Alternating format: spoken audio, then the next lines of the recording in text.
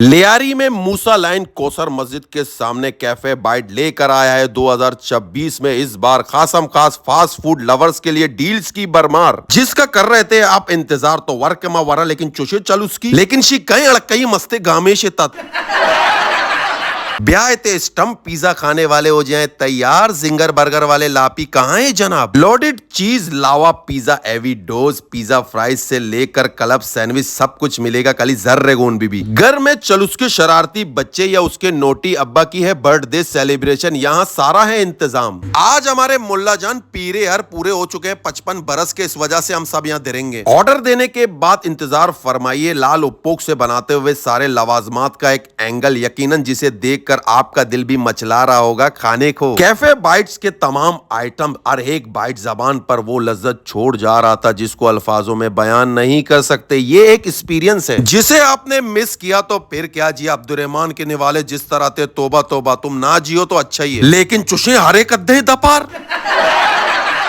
जब लगी हो इतनी शानदार डील फिर सोचना क्या पैसे हो मुनासिब, टेबल पर लगी हो लवाजमात फिर होना है लाठी चार्ज। हर कोई नफसा नफसी में लेकिन शीख है हरे पेम तत्व। अगर ये सब कुछ है खाना तो आपको सुनना पड़ेगा गिरीश का सुनने का गाना। यकीनन बेसब्रो कर रहे हो एड्रेस का इंतजार। मूसा लाइन चेजअप सुपरमार्केट के सामने बड़े गर्दन वाले जरा साइड होना कैफे बाइट नाम है और जायका इनकी पहचान।